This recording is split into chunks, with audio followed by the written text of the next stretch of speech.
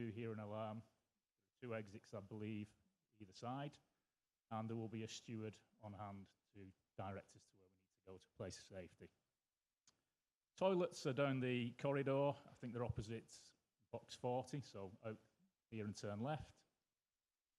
And could I remind people in the room to silence their phones when people are doing their presentations?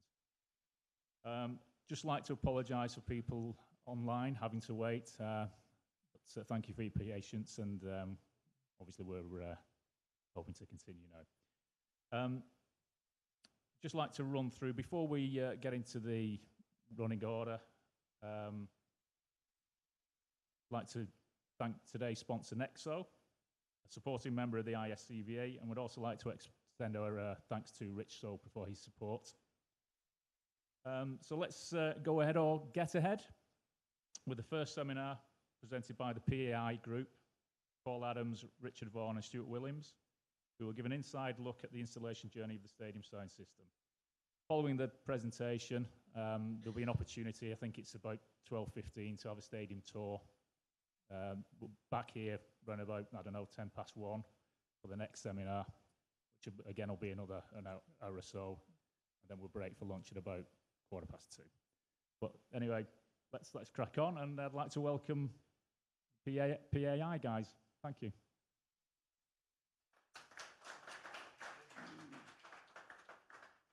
Thank you, Jim, and good morning to everybody, and welcome here in Cardiff to, well, what is a sensational stadium. We love it because, of course, we're indigenous here in Wales. We are hoping to put together this morning quite an informal sort of presentation all round, so we can just sort of chill and get a full understanding of the installation that took place here in 2023 and the upgrade. Meet some of the people involved in that installation and hear about the challenges associated with it. First of all, just give you a little bit of background about us if you're not familiar with us. We are PAI, and we're made up of 3 separate identities, which my original company, PAI, was established basically in the early 80s, and we sort of built nightclubs and enjoyed the leisure industry in that way for quite a few years. Then we moved into retail through the 90s, and were best known for our involvement with Warner Brothers Cinemas, Disney stores, and Hard Rock cafes. In 1997, Vaughan Sound joined the company and became the first, or the second company within the group, and is headed up by Richard Vaughan, the son of the famous David Vaughan, who's well known in Welsh rugby circles, but is sadly not with us here anymore. Thirdly, in our little company group, we have lighting integration. Lighting integration, LTI as we know it, is our lighting arm for the basically for lighting buildings, monuments and bridges across the UK. So it's our architectural lighting arm, but everything is brought together with the technical expertise of a group of engineers, which are all sort of working within the same synergy. So we're able to manage all the different disciplines that we run with. Our first involvement, microphone's a little here. Our first involvement with the stadium was in 2010, and at that time we came in and did a system upgrade here in conjunction with our client, Alex Luff, who you will be meeting a little bit later on. I'll give you a bit more background on that.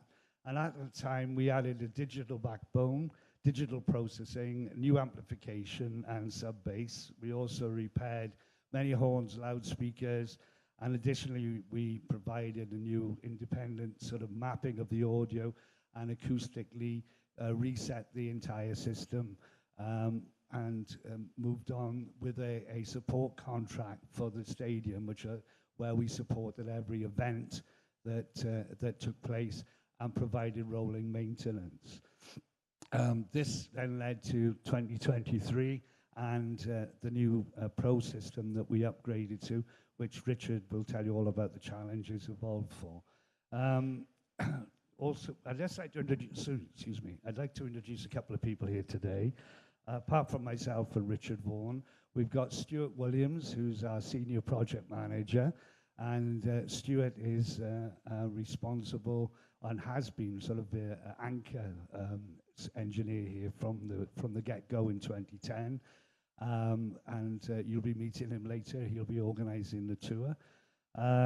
Francois Defarge has come over from France for NEXO and is at the back, and he will be doing a presentation later on the whole design and how basically each system is individually designed and delivered for every different stadium out there. Richard Soper is here from NEXO as well, as one of the sales managers, as is Nick Bolton, wherever he is. Nick's about. Again, you'll meet Nick a little bit later on. And then we have to introduce formally Alex left for the stadium. Alex is the head of sales and ops here, that's right, isn't it?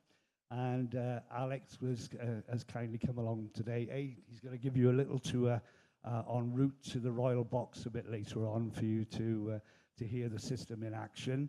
But he's also going to answer any questions that you may have in the Q&A session that will follow a little bit later on. Right now, though, I'd like to introduce Richard. And before Richard does his presentation, we'd like to run a short video all about the installation that we did in 2023. Thanks.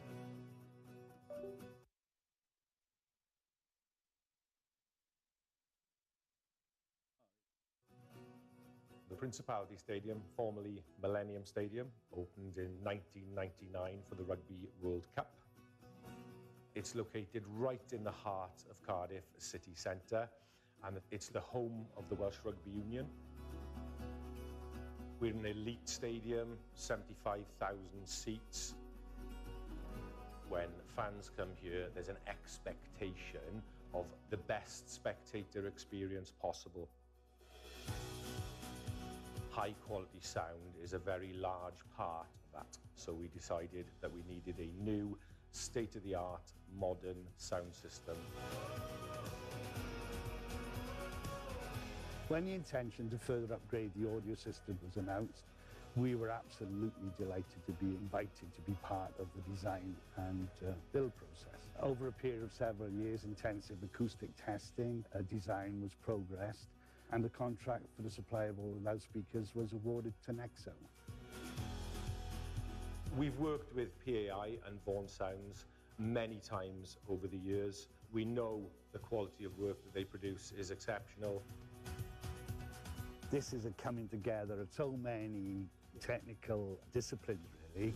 Is a very good example of how positive and good can be the collaboration between NEXO and its partners, and in this specific case, this is a PI and Vaughan Sound.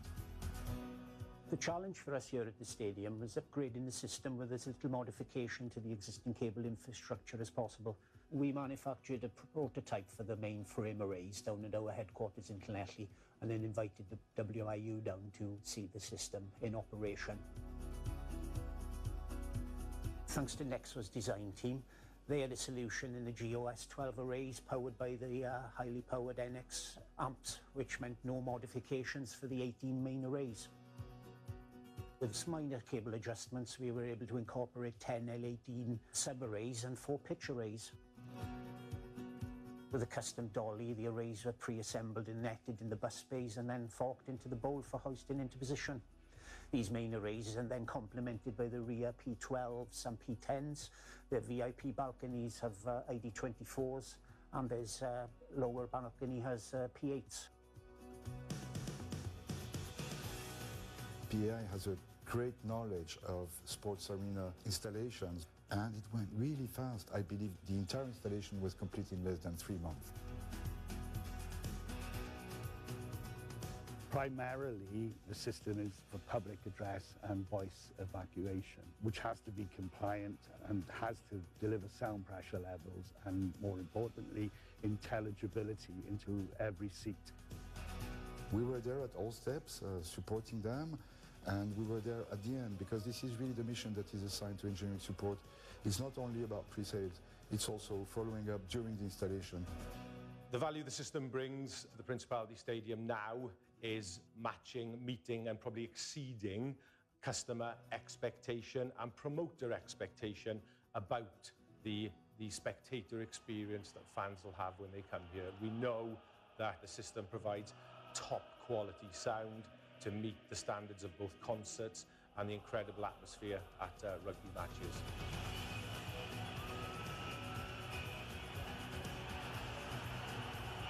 Principality Stadium in Cardiff is one of the top additions of Sports Arena reference for NEXO. For us, it was down to the quality of the product, it was down to the cost and their international pedigree.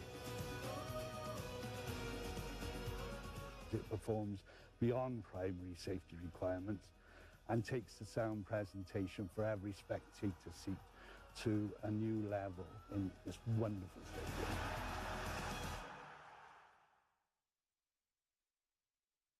Right, am I on? Morning, everybody. For those of you who don't know me, it's probably some of the youngsters, I'm Richard Vaughan.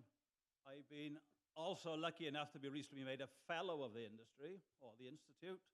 So I don't know if that's a long service award or a hint to retire. So I've been involved since 1990. So obviously, with things like this, the systems involved have changed dramatically since the original Arms Park. We had exponential horns on one single tower rack here. So just to give you a brief going on there. But since Welsh Rugby and the Principality Stadium. So since 1999, Wales have had 5 Triple Crowns, 4 Grand Slams, 6 Five Nations, 5 Six Nations Championships, and rose to #1 in the world rankings. You know, and there they are in 2019, winning everything again. And in 2023, a NEXO system was installed.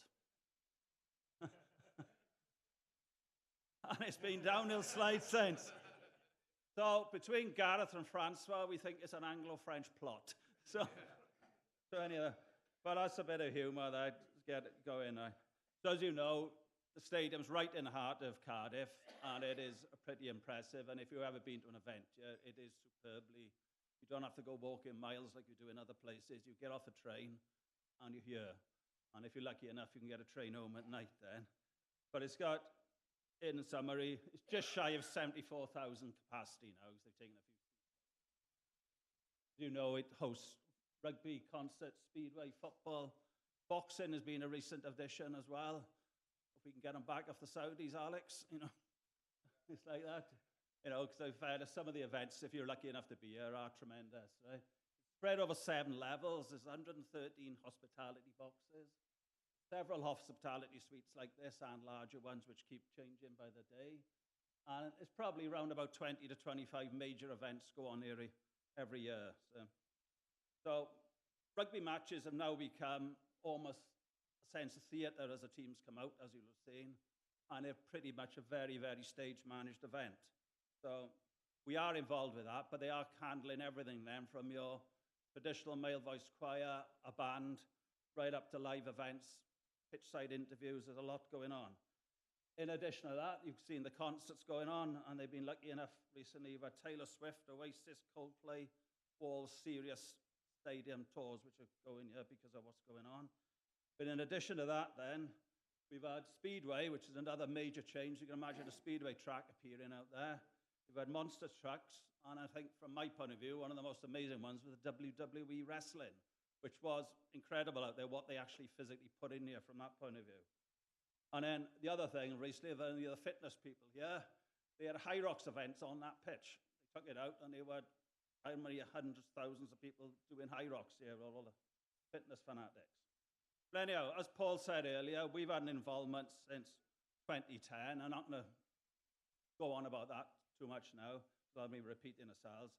But the other thing we did at the time then, because we inherited a system then, we did, because the boys here from Bowling Box, so we put a Vigil 2 in then just to act as a compliant distribution system, and then started working backwards.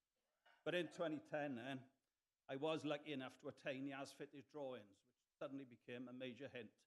So what I'm going to talk to you about today then is the practical installation of us putting this sort of system, working out what's here, and then actually physically getting it installed then.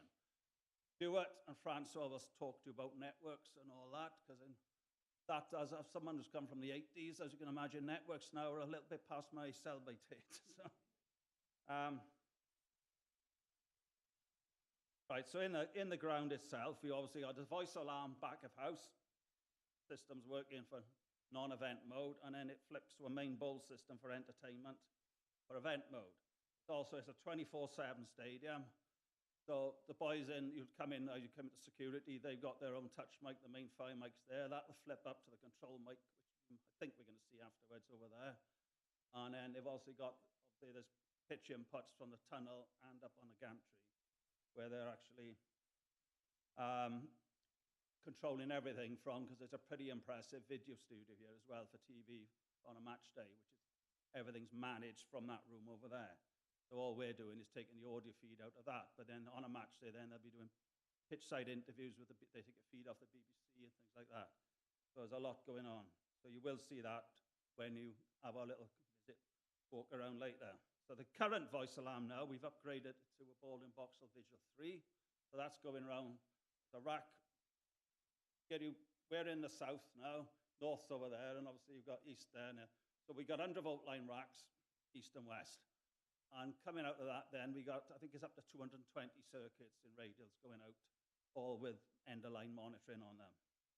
So, but then obviously then, once the match day comes into mode, the touch screen of that takes mode then for emergency events for getting messages outside then. So, anyway, that's up in the actual control room with their touch screen. They've also got a mimic display on there as well, because on a match day, the QSys kicks in.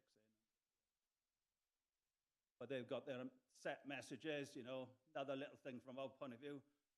General safe announcements are bilingual, but then safety messages we just put out in English because it's an international stadium. But we have got a fine line in Wales now because we're legally bound to say things in Welsh as well.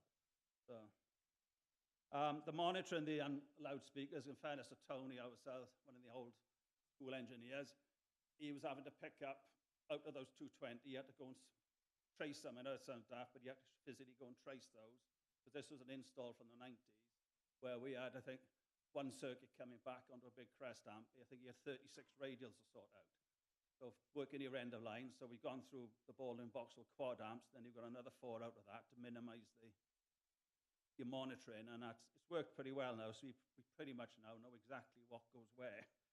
It's a certain challenge. We've also got, you might, if you have a look on your way out, on the roof as part of the match day experience, but more for spectator safety, there's some very big CD horns on the roof, which have been driven up. So you can make an announcement. You walk down that ramp, and you've got the big ramp there with the statue. There's a massive CD horn there, which literally, covers St. Mary Street. So it's there, and you're going up the bridge, you go up the walkway there, there's horns all the way up there as well, so from that point of view. Going on the main bowl, which I think is what most of you wanted to come to see there. Installed, there's a total of 18 line arrays going all around the ground. Total of 160 boxes in those. There's 50 delays just outside them. Then you'll see it run go and fill in the rear side of it. There's another 120 balcony and hospitality speakers. You've got these little ID24s here, which has filled this little 2 or 3 rows of seats, which was always a bit of a blank spot. And then you've got the P8s downstairs, which was mentioned earlier. In addition to that now, we've got 30 18-inch subs up at high level, which you will see. And we've also got 4 clusters filling a pitch then, as well then, with, again, they're the Geo S1210s. And they're all the N54 models they are as well. There they are then in situ. They are then fed. We've got to feed the high level. We've got 2 racks east, 2 racks west. They're up on the actual roof of the stand, but they're in very nice plant rooms, air conditions, very well thought out. So as I'll come on now, the infrastructure here, which we benefited from a great deal, is excellent. It's very, very well thought out from day one, the way they put this stadium together, in fairness to them. Like that. And there's a total of 43 NX amplifiers installed then, which are either 4x1s, 4x2s, or 4x4s, depending on the requirement. There's a finished speaker up at high level. You know, I mentioned it earlier. If you look close, you've got some bird netting on there, which is another little challenge we came across, I'll mention afterwards, because they got, I don't know what he's officially called, Alex, the Hawkman, Hawk person who can't go in there, being PC. But they've got a hawk here to keep the pigeons out, because obviously birds is a problem up there. So I think putting the net up has only moved the problem somewhere else now. And then there's some of the delays, and you'll see then on the right then there's some of the 18-inch subs, which are in pairs, threes, depending on the requirement of what we were given then. So the main bowl distribution, we followed the guidelines of 7827 as far as we possibly can to the best of our ability. We've got 2 QSys Core 610 processors in there, which Stuart will bring you up. The best questions were those. You'll see them working in the control room, right? So please ask questions to us later on that. Primary and secondary networks running around for those. We've also got another 2 networks running. So again, the boys will bring you up today. Dual redundancy throughout. We got the NEMO system with NEXO doing fault monitoring, which gives us information of anything happening in here. But on a match day, we actually operate the system. So anything that comes out will be alerted to it. So we'll come in on a pre-event test the day before. It's part of their policy here. We'll actually operate the boys a year from any major event they hear operating, and then we'll shut it down. But then it revert the whole system back to voice alarm then once everyone's left. So that's going on there. And coming on there, there's our actual one of the samples of the rack.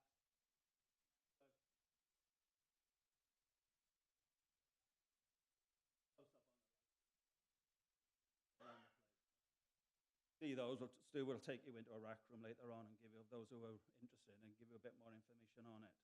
So, how do we get there to get a system like that?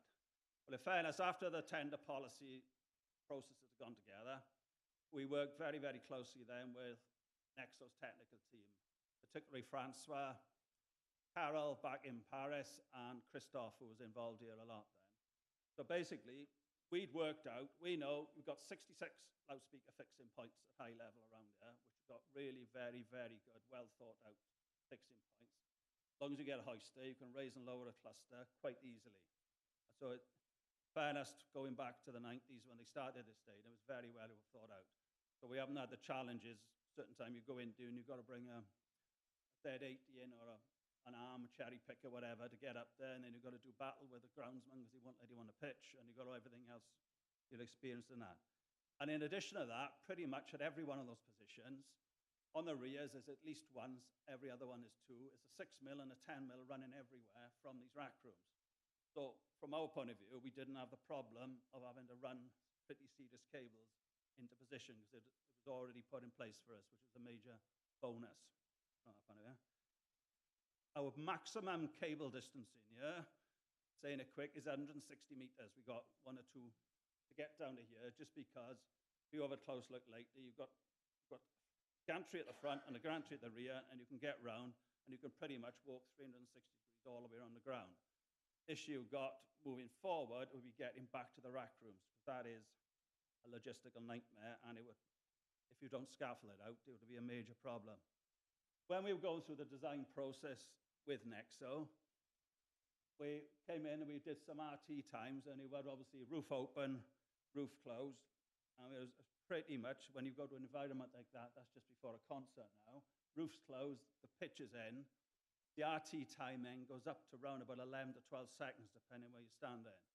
So NEXO themselves then had brought in Richard Northwood from RH Consulting, and he acted on behalf of NEXO then to give readings and feed out all this information back in to the system, because it is, and then obviously roof open on a nice grass pitch, it goes down to round about 5.5, 6 seconds, depending again where you are then on an RT time. So, and obviously get bodies in, yeah, and then it's not so bad then, but it is, it's wherever you go with any sports ground, it's a major factor, and we're going to Right.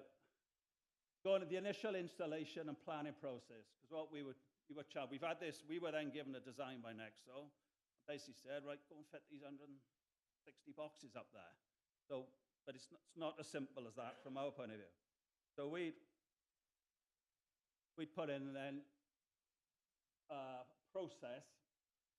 We'd actually designed ourselves and got manufactured a bracket like that, which is a prototype of what went up. We brought the client down to Llanelli to our premises then to see it, managed to hoist it up, and that's Darren the FM. And actually what goes up onto the gantry to actually fix the post. But this process took about 2 to 3 months, because you can't just see the physical size of it. You can't just knock a bracket up like that. The other little thing then was the positioning of where the balance in it. Everyone was slightly different. The two stands with it as it changes around. Get the design exactly right from that point of view.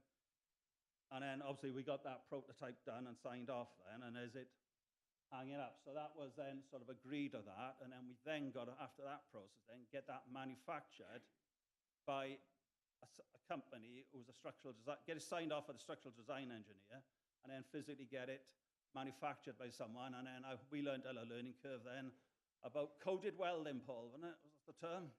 Which was another one, eh? But what we were lucky enough at the time, you might have seen, there's a roof walk gone in here now. So we worked closely then with a company called ProSteel, who actually did the roof walk and the zip wire. And they were a great help to us in actually manufacturing all the bracketry that was needed, and it was signed. So obviously then, we came in on a Sunday then to actually fly it ourselves to see, it's all well and good having it made, but if you put it up there, is it exactly right? Is it the right mill? Is it the right thing? You know, the best one in the world is never going to be right. The other thing we made, see the little dolly there? Which was for moving the damn thing around the ground. Because these are, each one of these is weighing round about 140, 150. Idea of the weight of it. So, and then that's the process. So we actually brought one in and got it up then on a weekend to do a trial. And obviously then we were able to do a bit of a demonstration with the client and get everyone then where there was it going up then. But I'll come on to later then, the physicality of getting a hoist up to that level, because obviously you're not going to have a hoist of that side there. There's the thing in situ then. But the actual installation itself then, we've got around the ground, you see the other gantry. Take that out, and then below that you've got a big 20 mil eye bolt with plate, and then the best way of describing it, 20 bolts come into what looks like a bit of unistrut. So it's very, very well thought out, which is a bit of a godsend to us. And then, as everything from our point of view was signed off on that, there's a sort of, that's one on the right, there's one of the smaller ones, then, the delay. That's the fixing point you've got, and you can see the eye bolts. And like I say, I'll be honest with you, I'll show you another picture then, because on the main bowl installation. So when you've got the equipment all delivers, you'll have seen the side of the bus space up there, that one on the right. We pretty much took over half of that, because we have a load coming in from NEXO and everything else coming in. About 2 Arctics come in full of speakers. You've got to get them out and then start dismantling them, getting a 1210 or a 1230 in the right position with the right flares and the right horns. It's a bit of a logistical challenge that way. And then we started into a bit of a production line back of house before the speakers actually come out into the bay then. And then, I think this is the one now. There you are. There's a bit of a time lapse then. Assembling line array on one of the dollies, which each one took round about an hour to get ready. 4 or 5 hours. But everyone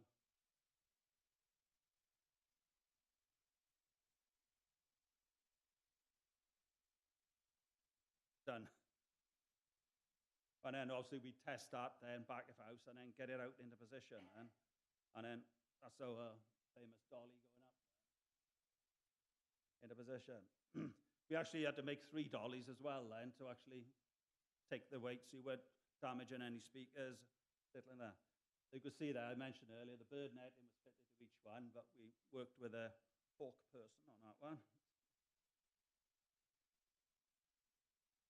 And then additionally, another thing to bear in mind from out there, a stadium like this, extremely busy. And at the time then, it wasn't just us working here.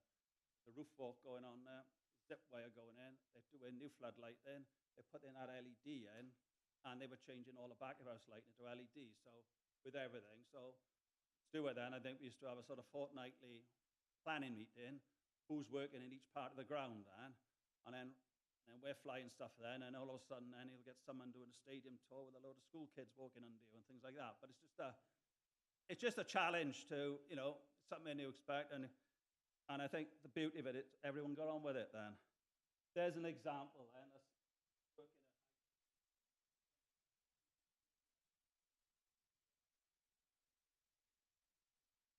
then, through the gantry then. And then there's your finished look, which you've obviously seen up there now, haven't you? So like installation challenges. Like I say, from that image there, working at height isn't for everyone. It's quite a hairy, because you're walking along on that gantry, you're looking down either at grass or you're looking down on the stuff they bring in for concerts. And it ain't for everyone, from that point of view, because you're 120 foot up, it is. That's the sort of height of the stadium. When we're assembling the speakers then, the hoist, obviously we had to get a bigger hoist, which we had to dismantle, take up on the gantry, get in position, reassemble it, and get it in. But then we had two of them going in a bit of a tandem. That's how we did it, actually. Physically doing it. And then the other thing, we had Stuart, it was actually because he was so far from power, the 110 was dropping out, so the winches were running out of power because you couldn't get the power down the 110 volt lines to them, like that. And also, it was like another thing, he said, moving around the grounds, the physical, you're tucked on the far right corner there, you've got everything there. You can only go so fast in a forklift and getting around. Everything takes time in a big stadium, apart from stating the bleeding obvious. The other thing then, which is another one they did, is removal and disposal of the old kit, which was part of our remit. But that's just a short sample of what physically came out. But then also we had to dismantle that and then put it into 5 different wee skips. Again, then, from doing that, it's about a 3 to 4 week process. So it's just sort of, anyone looking at that, it's a sort of major thing to, your contingency could disappear on that. And in fairness to the client, they brought in big skips for us and we put everything in there. Those are community R.6 base horns there. And just to give you an idea of the physical size of them, that's John there, and it's Stu. And he's about 6 foot tall, so that's just, and then we had to cut the damn things up, take the drivers out, take the brackets off. So what do we do on a match day then? From our sort of input, we do a pre-event testing 24 hours before any major event. We will come in then and do match day operation. We then manage, there's live boys on the pitch, do the anthems, the choirs, whatever. They've got 16 Sennheiser radio mics here on site licenses, which again, and they work closely then with the different TV studios, because you've got BBC on one band, we're on another band. They've sort of sorted all that out in the background. There's a pitch-side mixer with Dante down on the tunnel, which you see, and there's another pitch-side mixer up at the TV studio, and then they feed it up. And as you can see what's going on, it's quite a major event here. And then I think talking to Alex, he'll tell you they're forcing more and more on you doing halftime entertainment now than ever before. So there's a lot going on, and also they're bringing live video links in, and there's a lot. It's quite there's the boys doing. There's a fair bit of things going on. There's also 2 announcers. There'll be a pitch side announcer there doing teams, and there's a permanent announcer up there doing scores. Like I say, they're bilingual as I am. Got the challenges then of 2 different voices, things like that. Got one of them's predominantly pro-Welsh, and one of them's predominantly, he's got a much better English voice, and it's that sort of little things to contend with like that. We've actually put in as well, there's a Dante input for concert use. So if they ever want to come in and use the delays or use the under balconies they've used a few times, just to get the sound back into the bars, a few of the concept people have actually used it now. Because once you mention there's acoustics on it, sort of, they're okay with it. You know, some will, some won't, but that's just it's a facility that's there for them. I think we used it as well with the wrestling as well. They wanted a few in the corners because they suddenly, even though they brought stuff in, I think they were limited because they brought so much stuff in, they couldn't hang any more off the roof. But that's when it had a huge circular LED screen hanging down the middle of the pitch over the ring. It was quite an event. And then, we were doing constant ongoing maintenance. We're coming in twice a year with the boys who were in about a fortnight ago, did a full week here. You test everything going on, keep a report, changing back of house speakers, because they would say now we've changed probably 3/4 of all the 100-volt line kit. And it's a constant, you'll see some old Pentons around as you walk around, but anything new now is going in is EN54 compliant, but it's not something you can just do with a drop of a hat, because we're still finding, you find a room, we didn't know it was here all the time. So, and then there's Stuart, that's our match day control, which will take you in. So first one there, any questions on that? Stuart, what's physically going on there? On the left.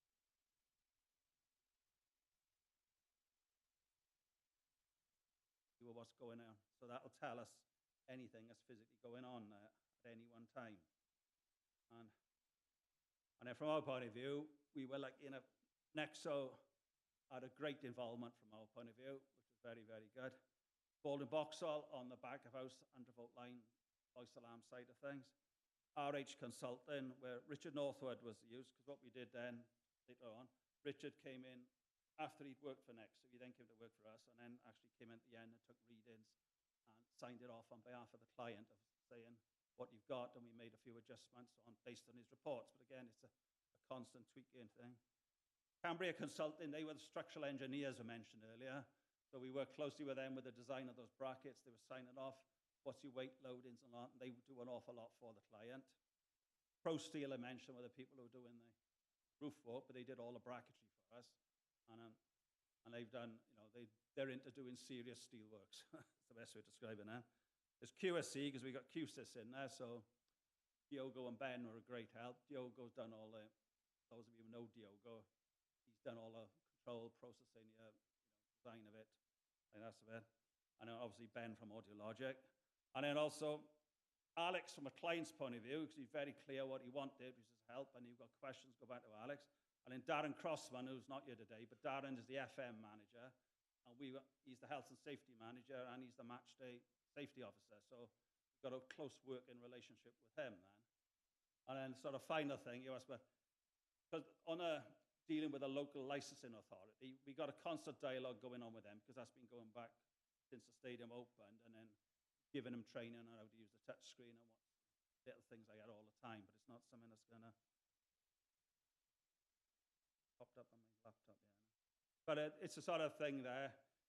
We didn't have to, because it was a refurb, we didn't have to treat it as a brand new installation, because it was just a case of tweaking it and then making them aware. And what we also do then, generally once a year, they'll have a full shutdown about power down on a weekend. So if with the Orly failures, because on a match day they're running 2 generators running, and you've got the mains running.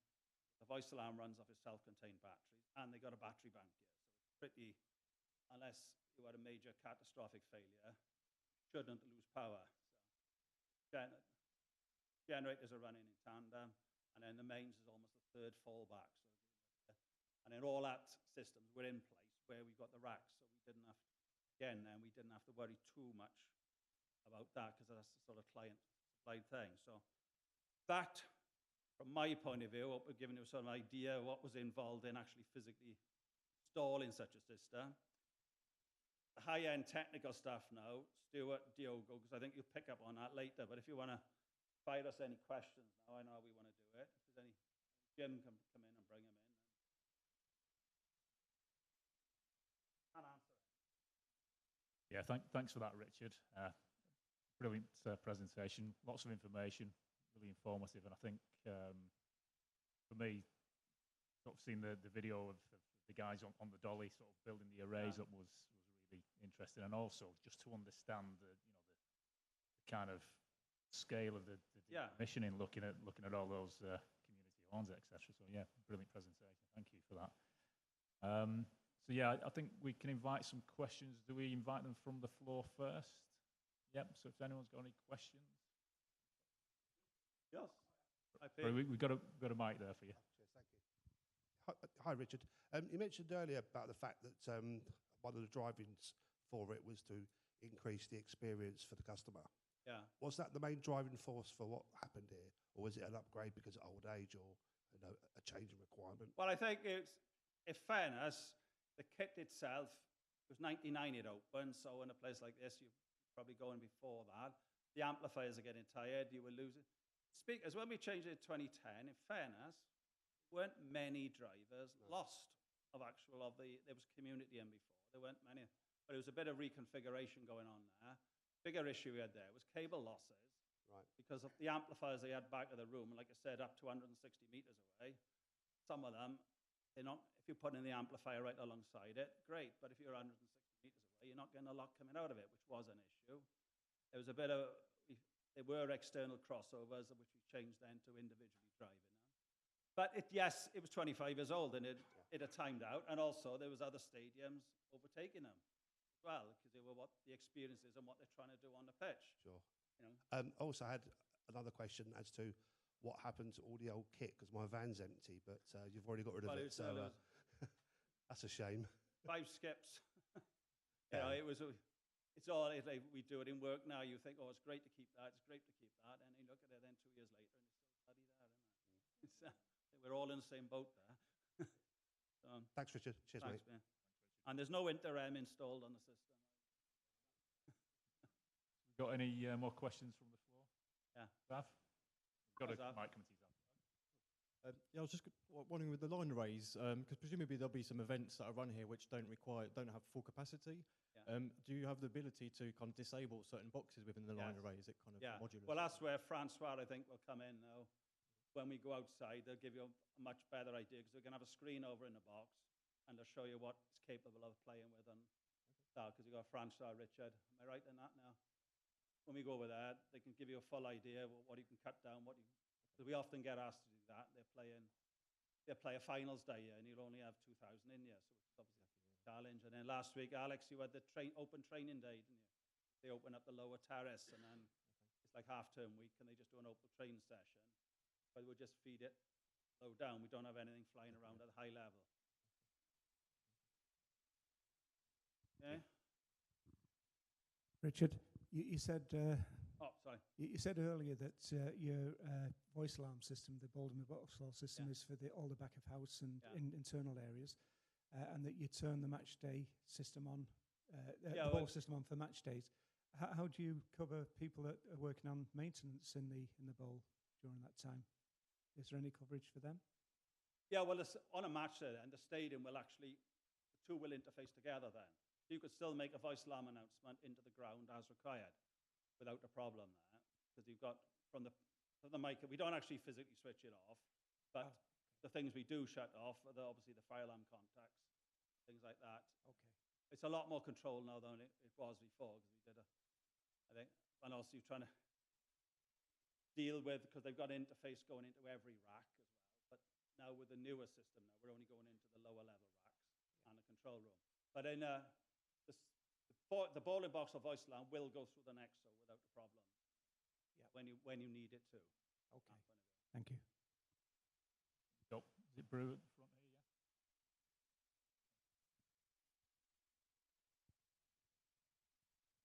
Thanks. Hi, I'm Brew from Wimbledon. Great presentation. You kind of answered part of my question there, which was kind of where does it all hand off between the Baldwin box or QSIS and the kind of live event production stuff. How do these suites fit into that? Are these just treated as part of the VA system? These are just treated as VA systems, and then in most of the suites, I know the other two, we kitted them out, and they got fire alarm interfaces shut down. But this particular suite was 3 boxes being knocked into one. So there's a recent change, little things like that, you know, and you will find that. Where we are, our own point of view from operation, Lucky and like that, we actually operate on a match day, so we're able to do a lot of things where we don't have to, it's not like a football ground, which is go in Monday, Wednesday, Saturday, where you just turn it on with a switch and away to go. this one here, because there's so much going on, we actually come in and manage the whole situation on an event for them, whether that's a concert, a rugby game, or whatever. That's how we do it in this. But then when it reverts to what I call 9 to 5 use, it's voice alarm with interfaces. So if they've got something going on, the fire alarm interface will come in and just shut the local system down. But then I admit then, because then when you bring an outside event in, it brings another thing where personally then it's down to good management then as well, you know. I wouldn't keep talking if you had the voice alarm going on. And that's brilliant, perfect. And maybe we can chat more because I'm really interested in how you tie that all in. My second question, you mentioned about the power and you've got local Jennies and you've got shore power. So you don't have UPSs or anything like that local? No, because we got permanent power and they've got a UPS we can show you down there. They've got UPSs as well, which we used to use for the old voice alarm, but now since the ball and boxels come in, that's self-contained. But they have got some pretty, were they chloride or gents do? Were they gone? Sorry, they got big power banks with batteries. I can show you those in the rack room. So that's our permanent power. We haven't got UPSs here. So that's a handoff, is it? So the stadium effectively guarantees the power to you. Stadium. So you as the PA all standby power here is by the stadium. That's Alex will answer. Hi guys. Yeah, we effectively on a major event day we become an island site. So we have main DRUPs. So we go off grid. We've got our own DRUP system that powers all the systems in the stadium. In the event of the DRUPs failing, we fall back to our backup generators. There are 2 main diesel generators that will kick in. And if they fail catastrophically, we go back to mains. So we've got 3 phases, but obviously the PA system, the box-to-box system is all on the the critical life system. So they are maintained throughout then. So obviously supported by the various UPSs in the rack room. Because on this one, I know in other sports games we've done, we've got UPSs there to hold the system for 4 or 5 minutes when you've got that 30 to 60-second changeover. We had one recently where they had a power grid and they hadn't done anything about it. Left the quadrant go down, went to switch it on, and even though everything kicked back in, the problem they had, because they'd lost the switch, the NEXO amps didn't kick back in automatically. So you had to physically go and hold your finger on them. They all came on fine, but it's half hour before a kick-off. It's not it's not experience you want to have. All the. Thanks for a fantastic presentation. Really interesting. Right, I'd just like to ask a little bit about the logistics of the installation. You obviously had a very narrow installation window to get the job done. Well, were there any? Sorry, if you want to. Well, what he was saying then, the bowl itself we did in about 3 months of physical work, but obviously we were able to prep. We had to build it around lead times, what is coming in. So you'd be getting a call off NEXO, off ball and boxall. Well, this rack's coming. You plan around that. You know, doing the changeover of the voice alarm is a bit more critical than doing the changeover of here. So we had to keep it going.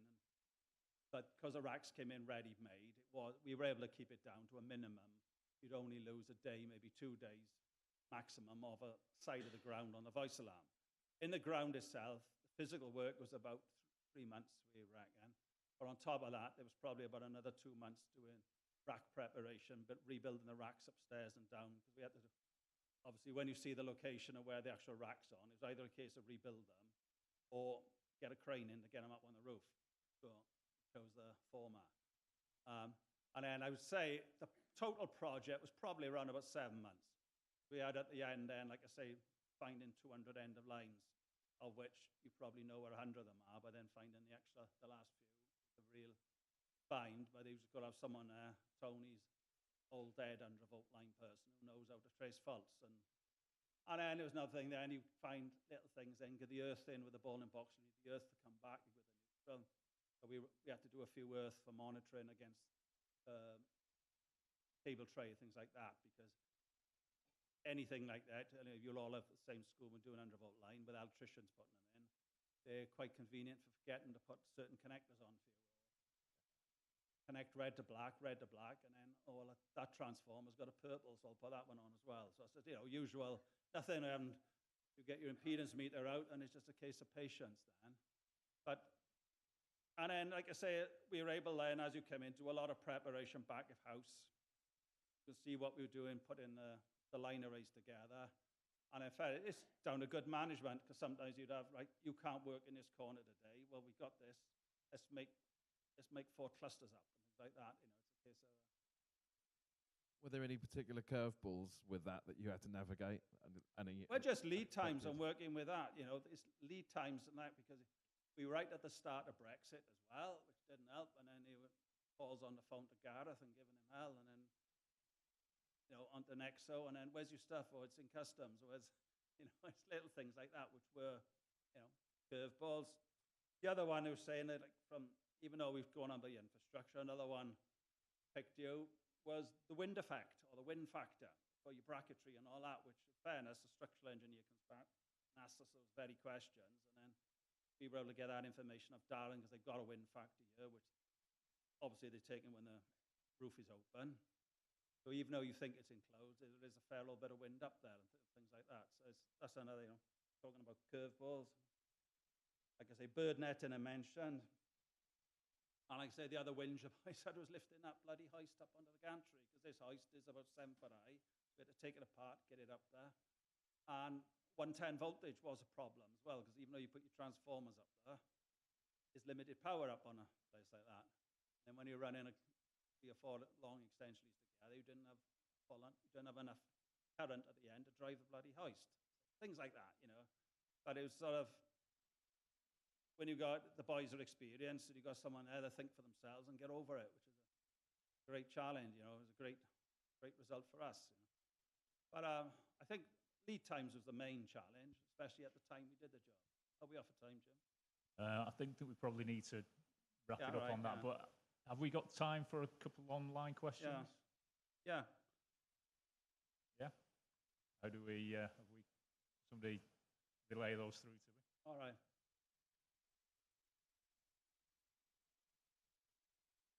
Oh, right, sorry about that. So I guess that's a wrap for that session then. Well, only there's one other I was asked by someone else. They asked about, had we thought about putting the amplifiers on the gantry?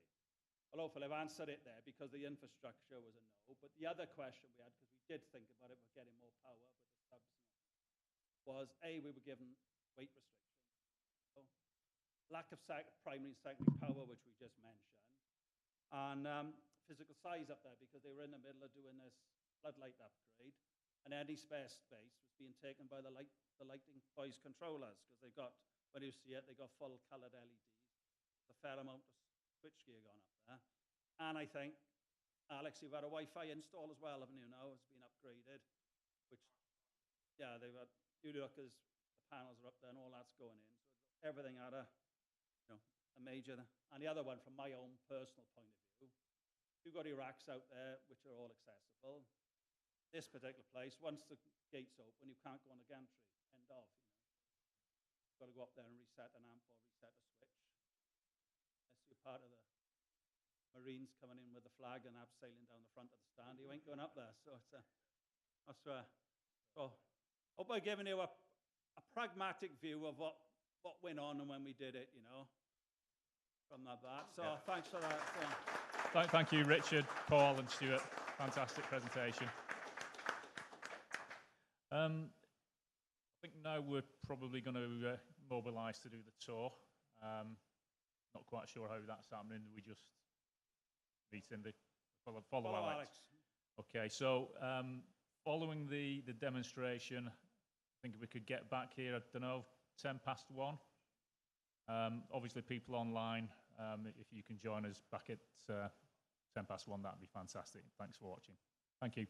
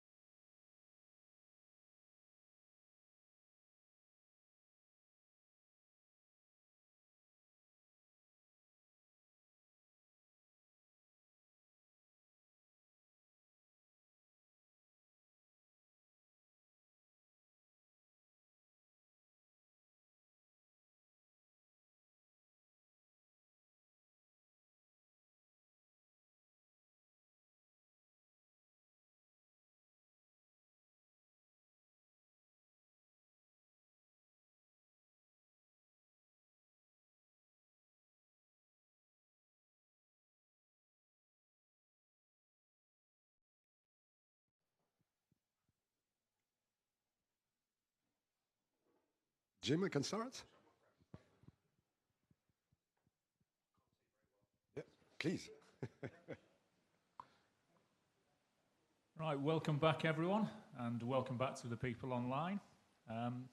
Those here in person, I hope you enjoyed the demo out in the bowl as much as I did.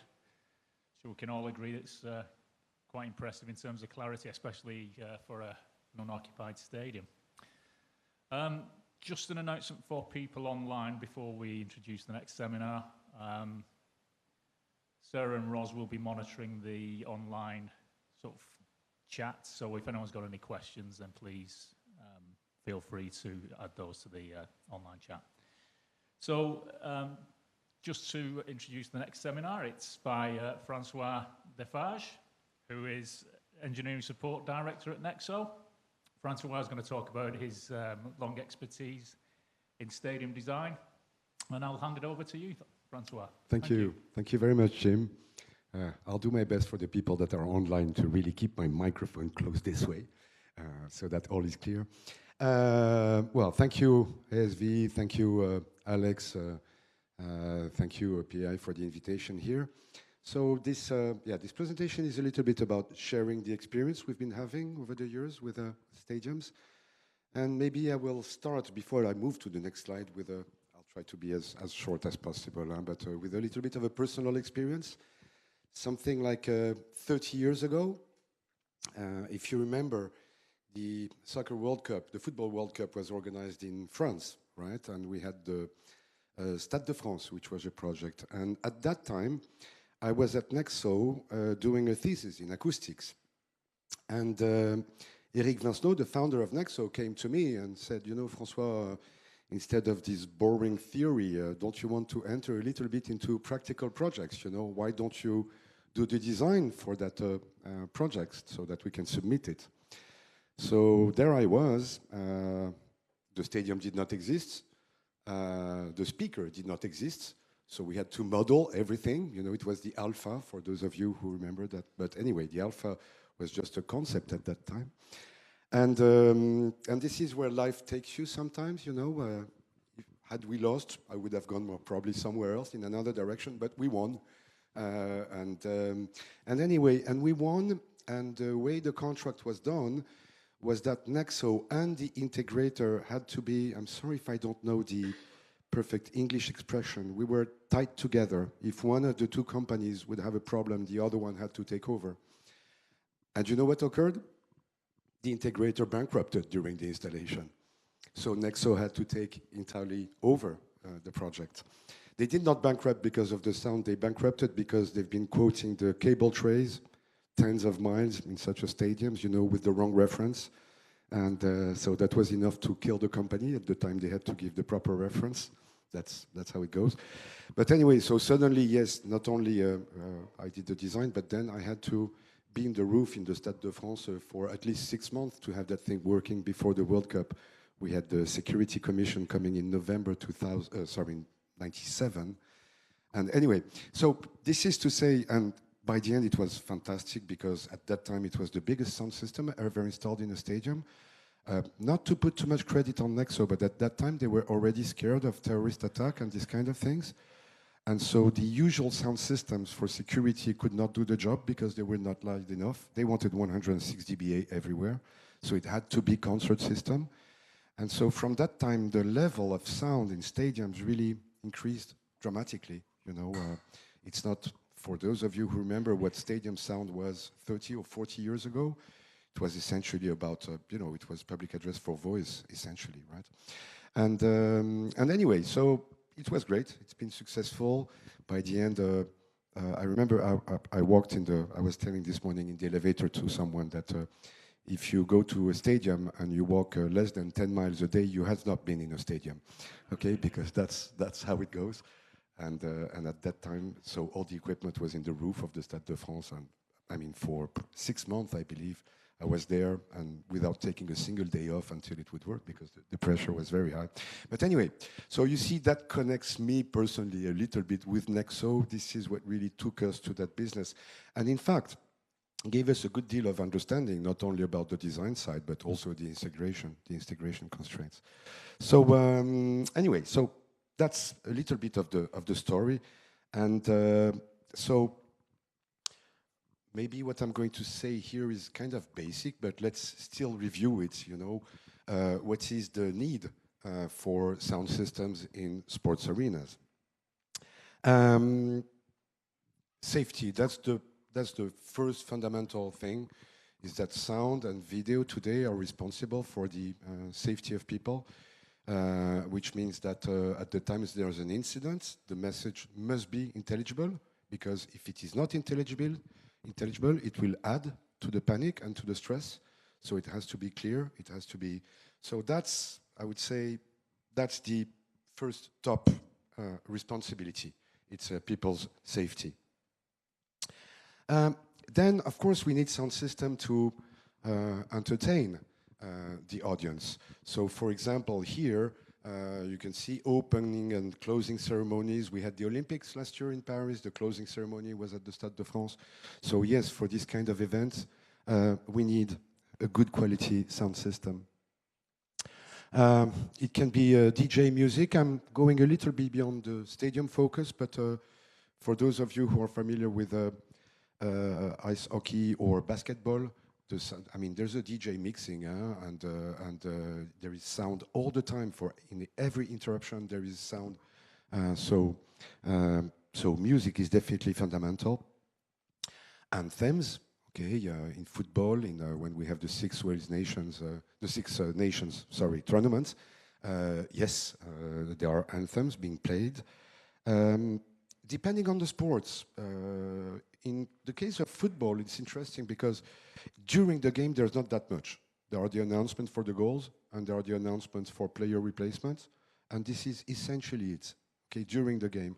Again, basketball, handball, and so on are very, very different and a lot more active sound-wise all the time. So we have to look at that. Something which might come soon. We don't know. It's currently being tested by the French football organization. You know, the audience contests so much the referee decisions today, yeah, that they want the referee to be capable to talk to the audience and explain and, you know, what he's been doing. That's very challenging because it means that it's typically a lavalier microphone that has to talk into the system without feeding back, being clear.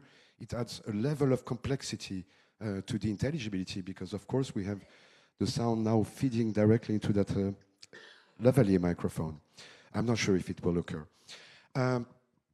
Here, Principality is the name of the stadium. It was named Millennium before, I believe. Stade de France is still Stade de France, but more and more the venues are now getting these naming contracts, you know, so they get the name of, okay. So they have sponsors, they have people who are going to rent VIP lounges and so on that are going to play commercials. So this is money, revenue. This is basically important revenue, so we have to be careful of that. I like here Macron, of course, which sounds familiar to me, but anyway. Nothing to do with the subject, okay? But anyway, yes, when we're playing commercials, it should be clear, otherwise the people who are playing the commercial, who are paying for the commercials are not going to pay for it, as simple as that, okay? That can be discussed, but not so far. This is old again, back at the Stade de France, there was this thing. The Stade de France acoustic was kind of dry because they treated the roof in a very absorbent way. Yeah, and when you go to a game, the first thing about sound is not the PA. The first thing is the crowd ambience. People want to be there, and they feel they're in the game because they hear the crowd around them. And so this requires typically live acoustics, which contradicts with the fact that we need dry acoustics for intelligibility for the sound systems. And anyway, so at the Stade de France, we implemented, because this was the very early stages of real-time convolution. There was this card called CP4 from Lake. And so we've been putting 16 microphones in the roof, and we were real-time convolving with these microphones here to reconstitute what would be, to reproduce what would be a reflective roof. So it was about, and we could enhance the level of the audience by 3 dB. But anyway, after a while, the system became unstable, and it would cause many issues. After a while, the system was switched off. I also hear here in UK, when I admit that idea that we could enhance the crowd, that it could create problem with the people in charge of security, because they don't want things like, enhancing the crowd, which is already very loud. So I'm not sure it will go there. And then immersive audio, probably many of you have heard about all these things on immersive audio.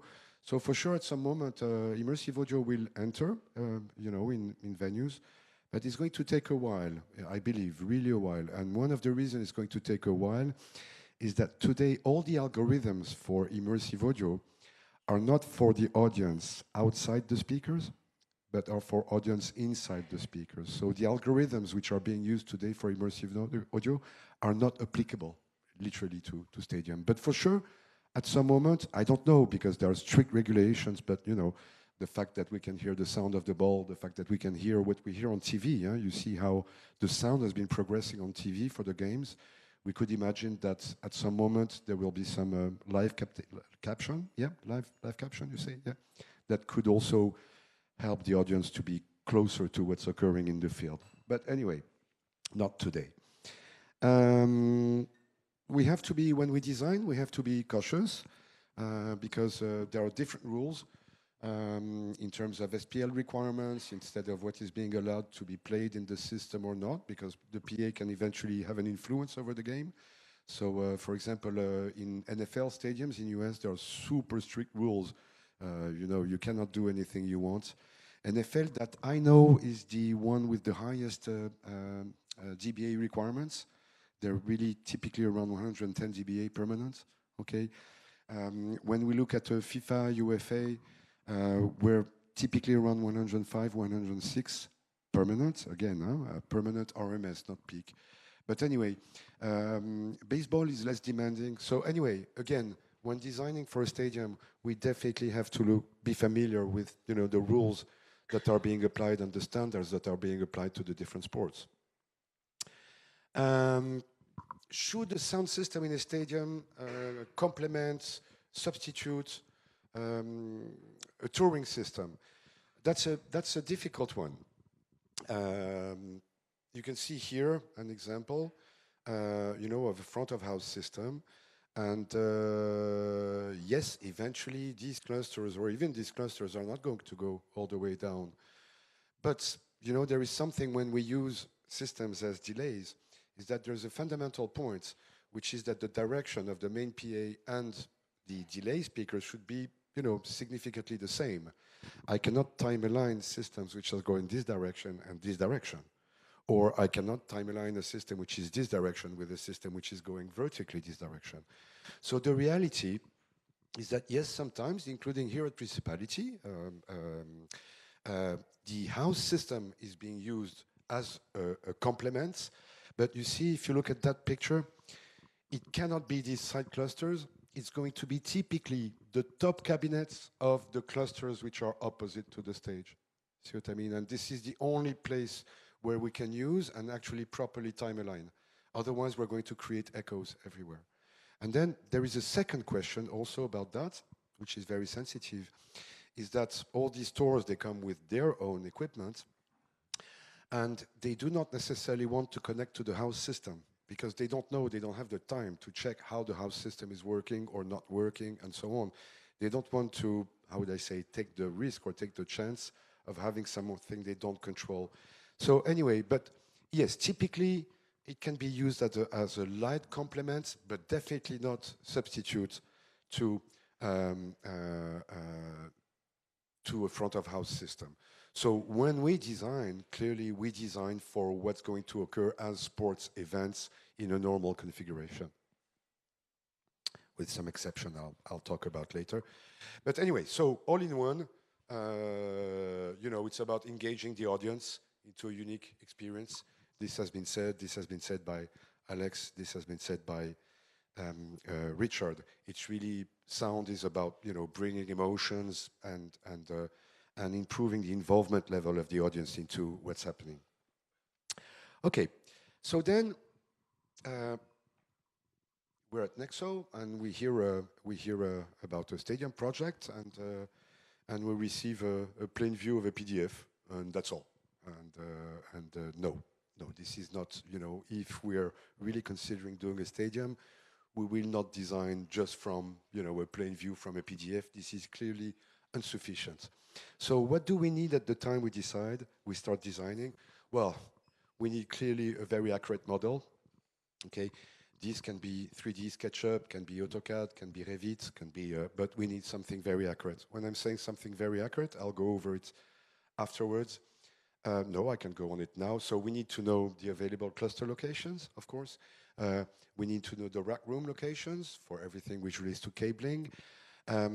We need to know about the shadowed areas. There's a little bit of a trap here.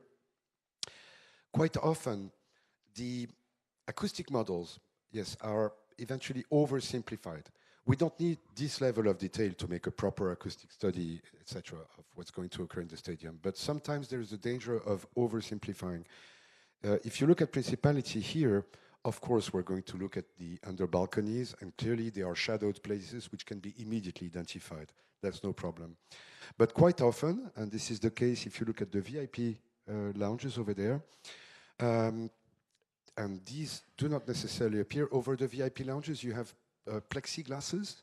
Yes, this is so that the VIPs don't get the beer cans on their heads. Yes, okay. And these quite often are not shown in the acoustic models. However, they're still in the shade, yes, of the clusters. So you see, we really have to be very cautious when we simplify the models about having there what is absolutely relevant acoustically. And I mentioned about the sponsors, but yes, here and in many stadiums today, a significant proportion of the revenue of the stadiums is about these lounges. So I'm not saying that we have to make the sound there much better than anywhere else, but I'm saying that it should be at the minimum at the same level. It cannot be less for the people who paid 10 times the price of the ticket. Yeah, you stop me if I'm saying things that are not obvious. Sorry. Of course, we need room acoustics information, clearly, so that we can build up models and so that we can do some ray tracing. We need reverberation time, empty stadium for a statistical approach. We need this information on how the stadium is going. I'll make it very clear. We had a couple of cases at NEXO where we've been submitted projects, right? And clearly, and we did the models and so on, and we could not achieve the STI values. We could not achieve intelligibility. And reason for that was that the reverberation was too high and had to be treated. And we did not go to these projects. We declined in going and offering a solution. This is salespeople would eventually kill us, because every time we're talking about 200 or 300 people. But we cannot take NEXO, especially for a voice evacuation system, we cannot, take a chance that in fact a NEXO system will be installed in a situation where it's not intelligible. That's, we don't want to be trapped there. No way. So, and in fact, in 2 of these cases that I remember, in fact, they ended up treating acoustically. Yes, and so they thanked us for alerting on the fact that independently from the brand, they could not achieve the goals. Yeah. Okay. So we need, because intelligibility connects to reverberation, but intelligibility also relates to the background noise. Okay, obviously, if the sound system is not powerful enough and cannot go about the crowd ambience, then there is no intelligibility because I can hardly hear the message. So yes, the background noise hypothesis is very important. See, this is Macron, and this is next to him is Putin, I believe. Or anyway, that was France-Russia, I believe. During the World Cup. The last World Cup we won, was that 2018? Yeah, could well be. But anyway, so he shouts loud, but he doesn't make as much noise as these things, because these monster trucks, it's literally horrible. It's so loud. And then you have to play the PA above that background noise. And I mean, very quickly you get headache because it's so loud. And your brain is focusing, trying to understand what the speaker is saying inside this level, and it's plus 3 dB at night. This is all it can generate. This typically can create conflicts, right, once the stadium is open. So yes, environmental regulations we need to have as well. And then, of course, we have to look at standards. You've heard many times the EN54 naming this morning. There is also, so this is relates to fire alarm. We have the EN5849 also, which is about evacuation, including for open spaces. British standards and FPA 72. So we have to look. So I'm not sure if today EN54 is still applicable in UK, but I think that still many consultants keep on specifying it, if I am correct. Yes. But anyway, so yes, there are standards, and if we have to comply to a standard, we have to design accordingly, very clearly. Okay.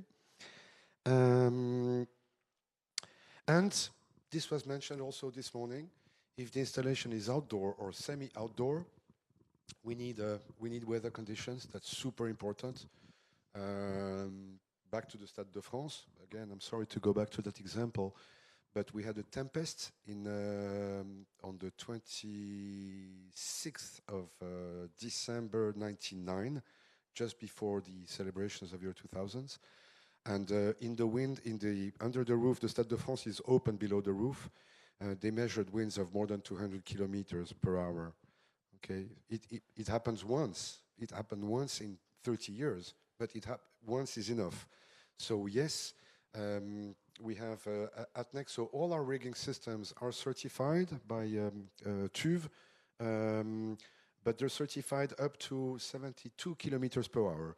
Theoretically, at above 72 kilometers per hour for an outdoor concert, the system should be taken down for the audience safety. But in a stadium, of course, very likely we're going to have these values or more.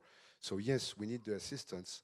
A standard rigging system will likely not do the job. So we need definitely the assistance of structural engineers who are going to make their computations, and we need to have independent certification companies, independent bodies who are going to say, yes, this is fine, you can do it, or no, this is not fine. So we have to be, again, very cautious. It's not only about voice evacuation, it's about not having speakers falling over the audience. Okay, so, all right. We need humidity, temperature, sun exposure. These are important. Temperature is important for the rack rooms, if the racks are in the gantries, for example. Sun exposure is important for the painting. This is going to tell us, how long the system can last. So all these informations are really important and might condition the fact we go or we don't go, or that what we do is suitable or not suitable. Okay. Quite often, not quite often, but in a very systematical way, in the standards or in the specifications given by consultants, we're going to have intelligibility being specified. So this is just quickly, typically, to make it simple, it's STI with some variations of the STI PA, male, masking effect, etc. And this is to evaluate if we will understand the messages. So the value is like typically 0.5 or above. That's what should be done by all systems. And it's, it's kind of a miracle that we can do a measurement, have a number, and that number will say, yes, I will understand, or I will not understand. It's understanding is a very subjective thing, because it relates to our education, it relates to the way we hear. But anyway, so I like this slide very much because it explains a little bit about how the intelligibility was the mechanism of intelligibility. In fact, the first, before STI, there was the ALCONS. ALCONS means articulation loss in consonants. It's a percentage, and it is currently admitted that if you lose more than 11% of the consonants, you will not be capable to understand the meaning or to, fill the gap of... because this is very Western approach. This kind of criteria do not work in Asia, okay? In Western cultures, you understand me because of the consonants, okay? And the consonants, P, T, etc., are transients. When the vowels, A, E, O, U, are like permanent, yes? And we will not confuse on vowels. In some Asian languages, like Japan or like Vietnamese, there are minor changes in vowels that we are not capable to distinguish, which totally change the meaning of the word.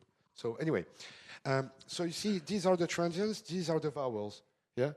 And to make it simple, for those of you who do a little bit of electronic, I'll make it very simple, one dimension, yes? But the reverberation in a venue as a first approach, it's like a capacitor electronically. It loads and unloads, okay? And so there is this, what is called the constant time. Reverberation time is like a constant time, if you wish. And you see, if constant time is fast enough, then the consoles will keep on emerging, yes? But if the constant time or if the reverberation time, if you wish, is too slow, then the consonants will not emerge from the vowels, and this is where we lose the meaning. So that's the mechanics about intelligibility. And you know what? To be honest, it's not only about speech, it's about music, because music is also made of transients, and a good sound system should be very respectful of all the transients. So anyway, so if we're good for music, we're good for STI. System performance. So I think I'm missing here. Oh, I took it off by accident. I'm sorry. Well, if we talk about EN54, for example, EN54 asks for a frequency response that goes from 500 Hz to 4 kHz. Okay? So that's very likely efficient for the voice and for intelligibility. But, you know, it's not going to give the audience a fantastic experience in terms of sound. Okay? So very often we see tenders specifying 80 Hz or 100 Hz up to 12 kHz, which is okay. But, you know, when we listen to music, even 100 Hz doesn't make it sound very good. You know, it's we're definitely missing the bass information. And so going full range, because this is what we want, requires subwoofers. Okay, 30 years ago, this was not considered. But today, almost systematically, yeah, we're putting subwoofers in stadiums. You've seen them here once every 2 clusters. We have 3 L18s, 3 18-inch subwoofers in cardio mode, so that we don't send the low frequency to the roof, and we keep it focused on the audience. Of course, it's not, when we're not being asked, we still quote it as an option. And this is a subjective appreciation of quality. For what is needed in a stadium, typically speech, okay, music, animation, you know, do we really need to go down to 31 Hertz? Well, the immediate answer would be no. But you should know that your subjective perception of quality of sound and the audience subjective perception of quality of sound is kind of transformed by the ability to reproduce that low frequency range. The people go, wow, this is like in a home theater, you know, it really, wow, there's the bass, it's really nice. So this is, you see, again, on a pure functional point of view, not mandatory, but for the experience, it is super important. Okay, that's what we see. We're never going to dimension the subwoofers the way they are dimensioned for a concert system. Okay, you see here we have 3 subs for 16 S12, so 1 every 5, let's say, to make it simple.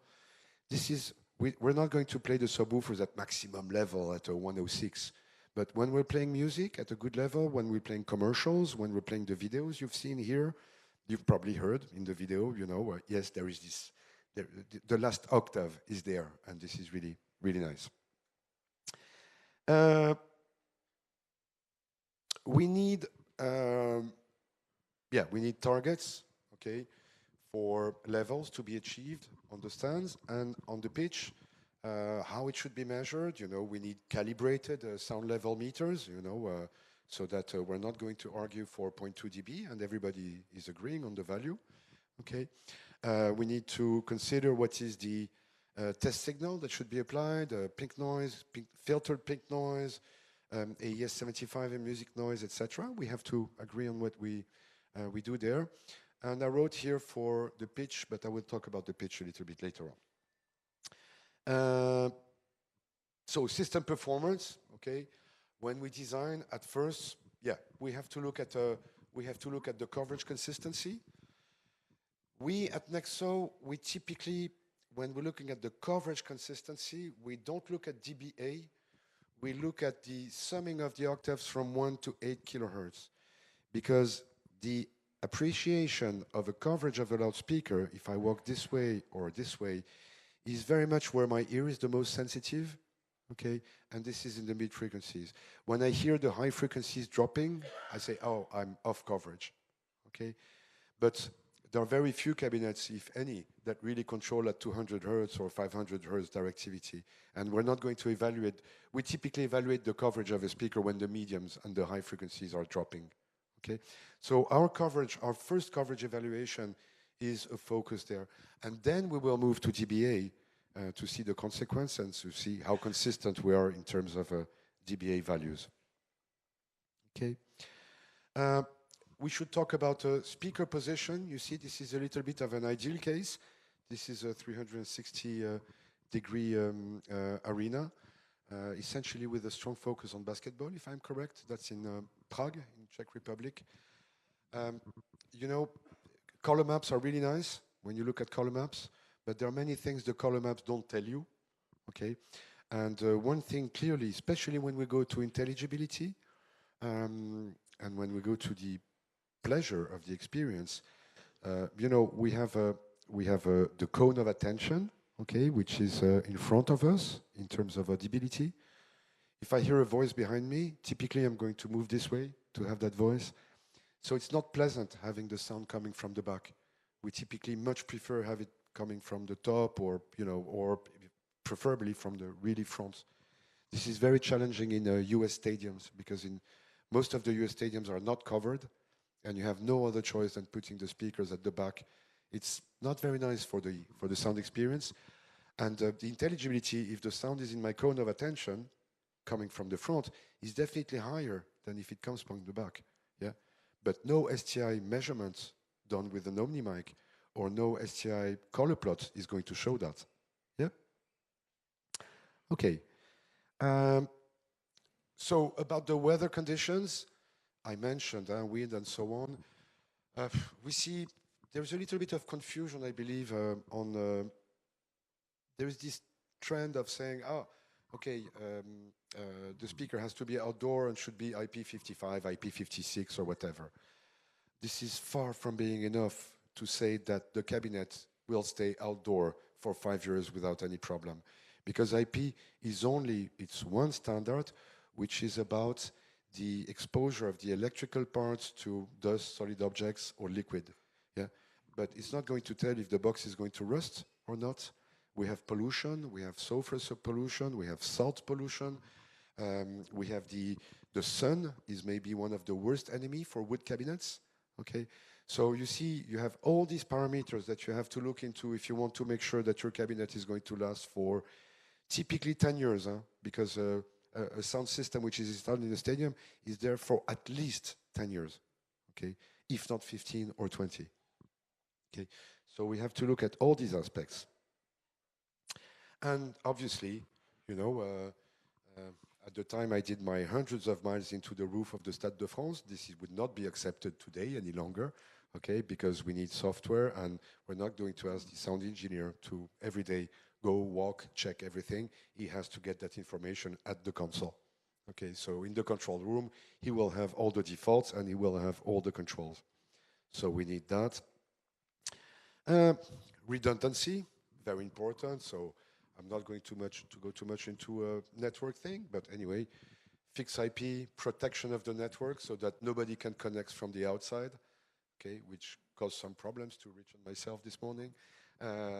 Anyway, so protection of that, redundancy, if at some moment something falls, all that is covered by Dante.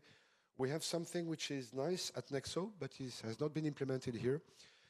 We have the ability to back up the output of the amplifiers, like, you know, for 70 volts or 100 volts systems. This is very common, but low impedance, this is only at NEXO. So we can have up to 5 amplifiers, 1 backup, and if there is a default in one of the amplifiers, the outputs are going to toggle to the spare units. Okay, so we're talking about toggling 25,000 watts of power, right, into, provided the inputs are the same. We're toggling the outputs, okay? So anyway, redundancy is, redundancy is about risk analysis, basically is what could possibly go wrong. And then there was a little bit of discussion here also about that topic. The EN54 standards has many different interpretations depending on the countries in Europe. If you want to be capable to back up the NX amps we have here at Principality, we probably would need UPS that would be 2 or 3 times the size of our amplifiers in terms of rack, okay? Because I forgot exactly, but I think the requirement is for something like 60 minutes or something like this. I'm not sure 100%, but it's very long. And plus, these batteries have to be checked every year. They eventually have to be changed and so on. It's not very realistic simply because EN54 was not intended for places like this. So the common scheme that we find most of the time is, yes, the power, the backup generator, and UPS so that we can move from one to the other without interruption. So this is not 60 minutes. This is, of course, a lot shorter. But this allows the DSP to keep on functioning, the consoles, everything, without interruption. Anyway, again, to be looked at case by case. And then there are things which are a little bit outside specifications or that we do not necessarily think about. The speaker elocution is I can have someone in the field here with a microphone, and the guy, he really hears, the ambience, and he's going to talk with a clear voice, with a clear rhythm, yeah. But I can have someone else who has headphones or whatever, and he's not listening at all to what's going on, and he's going to talk very fast, and this is going to be, So the quality of the elocution of the speaker is fundamental, like in airports, like in train stations, etc. And I should compliment ISCVE, by the way, because I heard that ISCVE has a training program about speaker elocution so that people can learn how to properly talk in such environments. And this is really, really important. It's the first time I hear about such trainings, by the way. We need, again, this is a outside system specification, but I really suffer for the sound engineers who are working in stadiums, because most of the time they're locked behind windows. So they have this enormous, PA system which costed hundreds of thousands of pounds, euros, and the guys behind the console simply don't hear what they're doing. And rarely they're permanent employees. Quite often they're freelancers, So when freelance, and I went to visit a stadium once because I was asked to evaluate the PA, which was from a competitor. So I was not very comfortable. I should not be asked to do that. But anyway, I went. And to be honest, the PA was fine. The problem is that the guys who were mixing, the window would not even open. The problem of the sound quality in that stadium was 100% the fact that the mixer was not in proper environment to do his sound. Okay, you're at the console, you can hear your speakers, and you're happy. Yeah, but how can you ask a sound engineer to do a proper job when he's not listening to what he's doing? So again, that's super key, I believe. And you know what? Budget-wise, it's very small, but I believe there's a headroom for progress there, which is massive, really massive. Aesthetic integration, okay, that's a Dailan Stadium in China that we've done some years ago, and you can see the speakers are behind the velums, how you call them? Yeah, they're above the, okay, so it's super beautiful, super nice. Many times the stadiums which are being constructed now are pieces of art in terms of architecture. Yeah, you cannot come in and, put ugly clusters everywhere like this without any consideration for the architect. Of course, maintenance, fundamental. We can deliver a fantastic installation, but if 6 months later it doesn't work, that's a problem. I'm a bit astonished that there are some stadiums which are done for World Cups, and so fine, they work for opening, closing ceremonies, but 6 months later, yep, the sound system is basically totally off, okay, which is a bit annoying, I believe. Anyway, so yes, it's a big investment, and that investment has to be protected with proper maintenance, proper verification, etc. That's anyway. That's more or less what I wanted to say. And now I'm going to go a little bit more into what NEXO has been doing for PAI and for the stadium here, and how a little bit about the story from our perspective, I would say. So, of course, I came here, if I remember well, I came here in 23. I came 2 times back in 23. So I came to visit the stadium here. I think the very first discussion we had was about using the existing location for the cabling. So was the cabling structure capable of integrating an NEXO system or not? So we had to look at cable sections, we had to look at cable length, all these kind of things, just for feasibility. And from there, I came a second time together with RH Consulting, because we did not have reverberation values for the stadium. And Rich was saying that what you've heard today is the worst, because it's empty stadium with the entire PA on. He was not totally exact, because in reality, you still have worse, which is closing the roof, because today you had the open roof. So we had to evaluate all that. And so we did measurements, open roof, closed roof, so that we'll get the RT values and see if, we could do the job or not. So then we move into NS1 model. This is the NEXO simulation software. And you see I'm summing here from 2 to 8 kilohertz, not even 1, 2. And then we start, doing the design. I'll go over that, but you'll see this is what is actually implemented today, okay? But we had to do some iterations. In stadiums, the quadrants are always very challenging. They're challenging because you need a very wide coverage in the quadrants at the top, and you need a narrow coverage at the bottom. So you cannot treat them as, the main stands. Anyway, so we do that. We run the prediction. You can see we're within plus minus 1, plus minus 2 dB maximum in that frequency range. Okay, for coverage. This is what this is typically what we're looking at when we do design. We don't want more than that.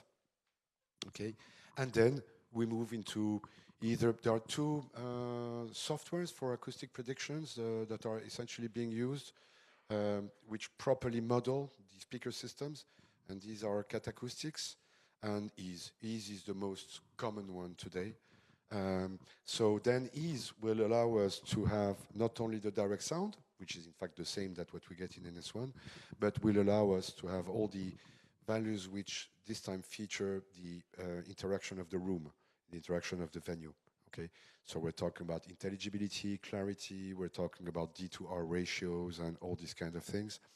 And I don't want to be too technical, but anyway, there is a way of running Ease kind of fast. This is called statistic model. So it assumes that the reverberation is the same everywhere. It's okay, it computes fast and it's easy, but it's a little bit far from reality, because the reverberant field can vary depending where we are. And so then we have to go ray tracing. So ray tracing means that these are powerful computers with possibly computations which are going to run overnight. Okay, so when we get to the end of the models, when the project is kind of on the way to be finalized, we will run ray tracing. Yeah. But if one cluster is changed, then boom, you have to run again the ray tracing and so on. I'm exaggerating a little bit, but it's definitely time consuming. Okay, and from there you see, so this is the values we measured here in terms of reverberation. And it was tricky because when we did the measurements with RH Consulting, we had teraplasts, on the field. Yeah. So we created the model with teraplasts so that the values we would find in terms of reverberation and localization would match. And then in the Ease model, we replaced the teraplasts to get the to be replaced by grass. Okay, so this is how we've been computing the things. Okay, and you can see from there we get all the STI predictions and so on. So yeah, we really had to enter into detail, and of course we also had to evaluate again open roof and closed roof. Anyway, from there, we get an equipment list, because at some moment we'll have to talk money and we'll have to talk budgets to see where we go. So this is all done by my department, engineering support. We will look at block diagrams, we will look at rack rooms.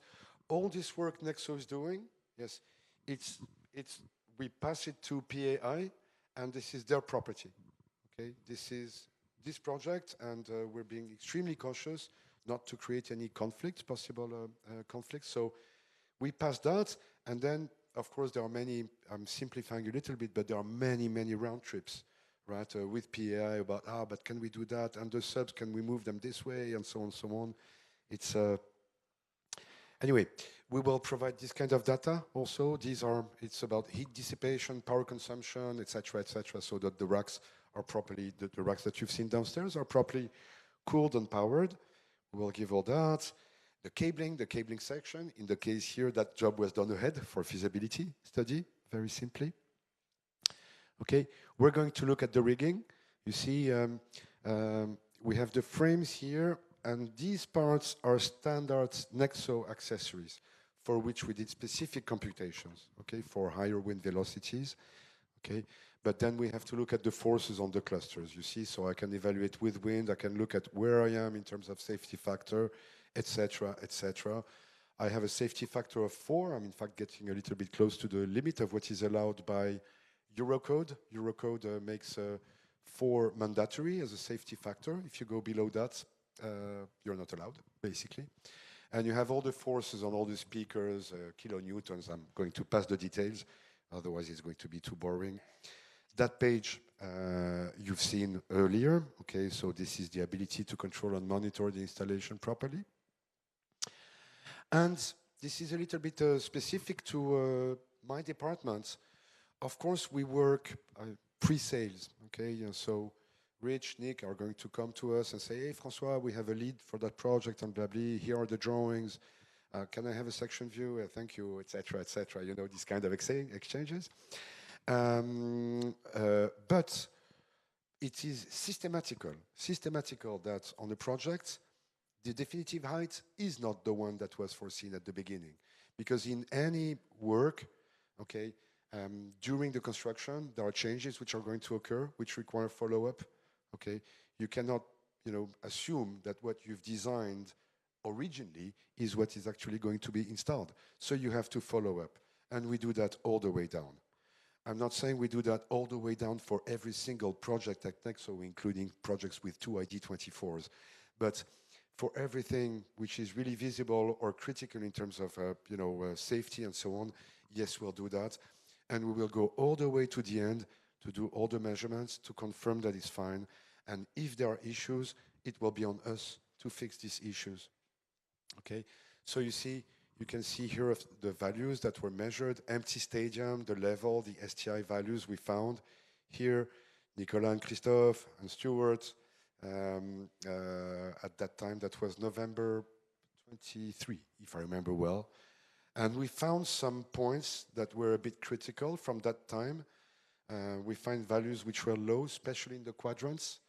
Okay, so the coverage of the quadrants, the upper quadrants was not sufficient. So we've been putting, I forgot, but I think we've been putting 4 additional speakers per quadrant, if I am correct. Yeah, we had 2 originally and we moved to 4. Yeah, we had 2 originally in the quadrants, and that was not sufficient for the horizontal curve. Yeah, so we've been doubling that, you know, so you see when I'm saying, you know, going all the way down, it's a commitment, you know, that PI makes together with NEXO, and we go all the way down to that commitment.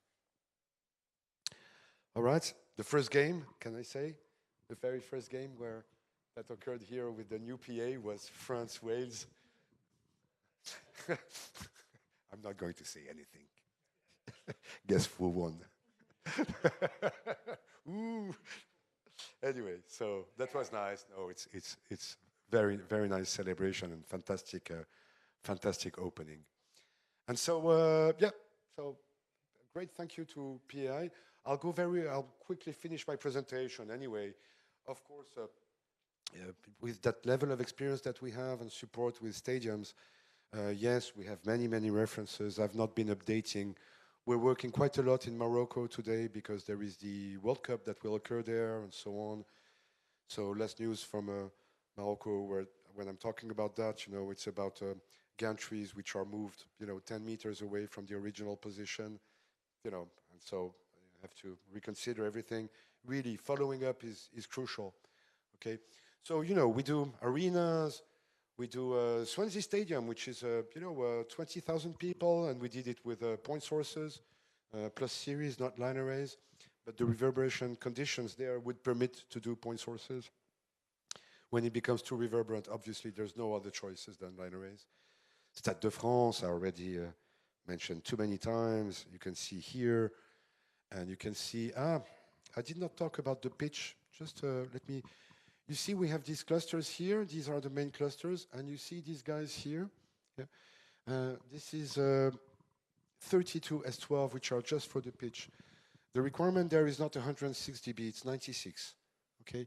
But when we have projects, quite often, there are no speakers for the pitch.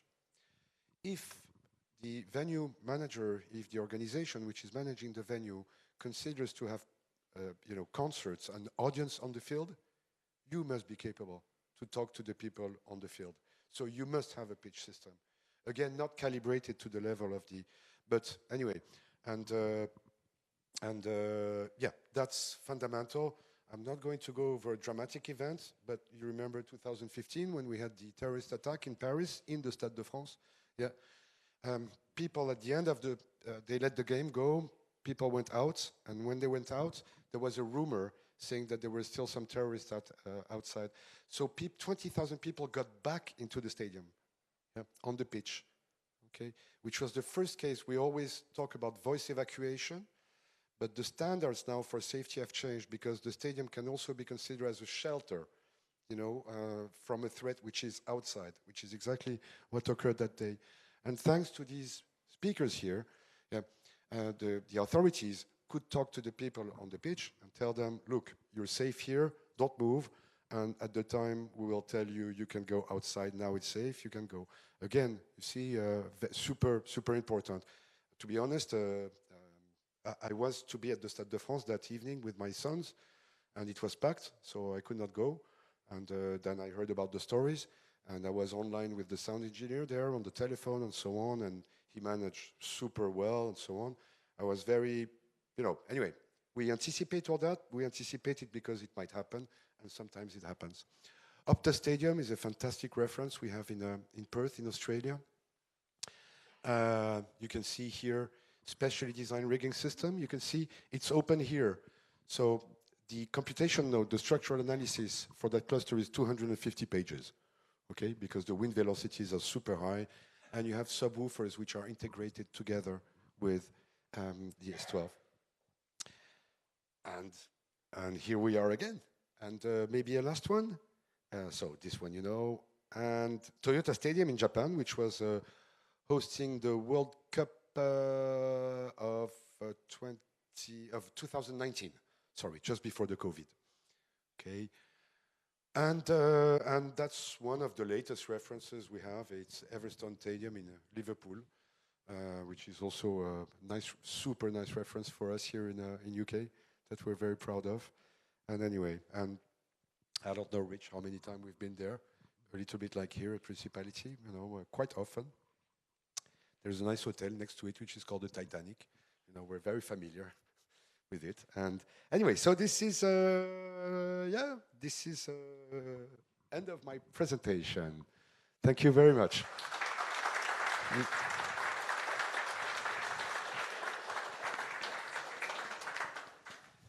Thank you, Francois, for a great presentation delivered with enthusiasm and passion. Thank you. A lot of the checks and challenges I think I can relate to as being involved in stadium design. In particular, I think the one about pitch coverage is one that's kind of one of my pet subjects as well, because you're quite right, quite often you don't see people consider that for evacuation purposes, etc. So great to see that mentioned there. Have we got any questions in the room? Francois. Zav? Yes? I was just wondering, with the STI values that you produced there in the modelling, were you modelling those with, assuming the empty stadium, or did you make These values were, yeah, we systematically model empty stadium. Okay, right. Because in French, how do you call in French? In French, we say ceinture, the belt, bretelle. You know, belts and braces, yeah. Belts how and do you call them? Belts and braces. Yeah. So in French, we say we do belt and braces. Okay. So we take the worst hypothesis systematically. So what you've seen there was closed roof, if I'm correct, closed roof, empty stadium. But it's not unrealistic because I had some people saying, "What? You want to evacuate the cleaning lady?" Okay. But it's not unrealistic, and I'll tell you why. Because if here it's 75,000 capacity is Principality, I can imagine I bring 10,000 people in. 10,000 is already quite a lot, and I let them sit wherever they want. Yeah? Well, I still have to manage these 10,000 people, and 10,000 people is not going to change the acoustic dramatically. See, so always taking, so that occurs. Of course, if we're lucky, if these 10,000 people are only on the lower stands, then we're going to mute the upper speakers and so on, and that's easy. But again, taking the worst case hypothesis is good, because, you know, once everything is finished, you want to be at the values. Yeah, well, I'm kind of pleasantly surprised how good those STI comes out, considering the RT, really. So it's a good question. For example, FIFA and UFA, maybe I can have your opinion there, Jim. They ask for 0.5 intelligibility, full stadium. Occupied, yeah. Full occupied stadium. Now, how do you measure intelligibility in a full stadium? With a great deal of difficulty. I believe it has been done using an iterative process, usually swept sign, but at a very, very low level. But I'm not necessarily convinced, but yeah. Yeah, and not very practical at the time you want to commission and make sure you're inside the contract or not. It's too late by that time. It's too late by that time. You see, so it's also a realistic way, because this is how the measurements are going to be made. Yeah. Thanks. Yep. Richard, is it? Got another one here, Richard. Who would you say are NEXO's main stadium solution competitors, and what would you say NEXO takes you above those competitors? That's an easy one. That's an easy one. I'll be very humble. I mean, there are competitors with excellent speakers, okay, which can do. I said earlier that when we won the Stade de France, we had all the major competitors against us. And again, it's the specifications which were very high and which led to that quality. It's not NEXO. It's because they wanted to have 106. It's because they wanted to have low frequency and so on. So, I mean, the starting point for quality in a stadium is specifications. Then, I'm not going to name, but you know them better than I do. We have a significant amount of competitors who are doing their job properly. Now, what differentiates NEXO, I believe, to most of our competitors, and this is what makes us successful in that business, is our commitment as a manufacturer. Okay, let me tell you a stupid anecdote, but you're going to appreciate it. Some time ago, there was a project, and we had a competitor that really wanted to have that project. So he gave away the speakers. Why not? And then when the measurements were done, the system that was given was not at specification. And it was on the integrator at his cost to replace that sound system with something that would comply. Okay, and so he came to us, and we made some kind of, we made an analysis for the project, and we said, yeah, we can do it. And he came to me, he said, but are you saying that you're taking the responsibility if it doesn't work? I say, yes. Oh, and he found that so beautiful. You see the difference? Yeah.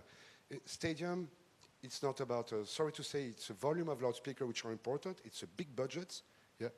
But that cannot be the only driver, okay? So we are very involved, very cautious. I have guys flying from, talking about Morocco. I'm being called on the Monday afternoon, and I have someone on site at 8 o'clock in the morning the day after. this is the kind of things, you know, you have to be capable to deliver. So maybe that's, the service is the difference and the commitment. Good answer. Thank you. You're welcome. You got any more questions? Sorry, Jim at the back, yeah. You mentioned the IP rating of the speakers, Francois. Do you offer any enhancements to compensate for sun and pollution and things like that? I'm thinking of the Everton job, that being near the saltwater base of the Irish Sea. There are some very strict maintenance guidelines to be applied, especially on the metal parts. We cannot make the metal parts for rigging cannot be stainless, because stainless metal is too weak. So then it's about how to properly maintain, so it's about spraying some, lubricants and so on, so that, when you clean these, so it's about maintenance, really. When we see from time to time, nothing critical, but we see surface rusting on the screws. Yeah, it's a matter of cleaning, applying that protective, coat on top of it, and that coat, in case of maintenance, typically our maintenance recommendations at NEXO is that the systems should be taken down every 3 years. Of course, we're not going to take them all down at once, so it has to be a cycle thing. Yeah, and that part is part of that. Okay. But it's Everton is challenging for that, of course. I'm sure. Yeah. Thank you. Any more in the room before we check online? Oh, sorry, we just got one more. I heard you mention the B word, budget. Can we talk total project cost? I have another PowerPoint, but I'm not going to make it. I could do it. But I've done a presentation some time ago about budget. What's the cost of, because you should know 3 dB more on a sound system is twice the budget. Okay, as simple as that. So there are some mathematics there. Okay, if you want subwoofers extend the low frequency, it also has a cost. And so I had this presentation with an equation at the end. Okay, very nice. And that equation would give you more or less the public price of the installation depending on your specifications. But clearly, for example, Geo S12, I mean, we have kind of a good level of experience now with our speakers. And I also had to do this because I was internally in my team, because it's 12 people in my team. And if you ask a stadium to one, and if you ask a stadium to another, they will not necessarily do the same design. So I had to harmonize, and now I'm asking systematically for double check on stadiums, so that nobody's ever alone on the project, which is reasonable. But anyway, for example, S12, 1 box every 400 people, okay, to achieve 104 dBA, something like this. So if I have a project very quickly, I can see where we're going. Yeah. And if it's a project where we're below 100 dB, we're not going to go, because 100 dB will not allow to do what you're supposed to do. So there is a price per dB, there is a price per etc. I don't have it on the computer here. But anyway, no, and this is being recorded and streamed, so I will not show it. All right, thank you, Francois. No, please. I don't think we've got any questions online, have we? No? Okay. Well, just remains for me to thank you again, Francois, for a brilliant presentation. So that brings the seminars to a close now. So the next thing is lunch, which will be an opportunity for people to network again. And it also just remains for me and the team here to thank everyone for coming. Thanks to NEXO for sponsoring the event and for the presentations. Thanks for PAI, so Paul, Richard, Stuart, thanks for the demo. And also thanks for the staff here at the Principality Stadium. So Alex and Tallulah as well, thank you for your hospitality and for showing us around. Just like to ask people, if you're not members, to consider joining the Institute. If you are members, to get more actively involved. And lastly, think about signing up for iSpecs next year. It's March next year. So anyway, that's it from me. I'll let you go and have your well-earned lunch. And thank you again for coming. And thank you for the people online. Hope you've had a good time viewing, and yeah, hope to see everyone soon. Thank you.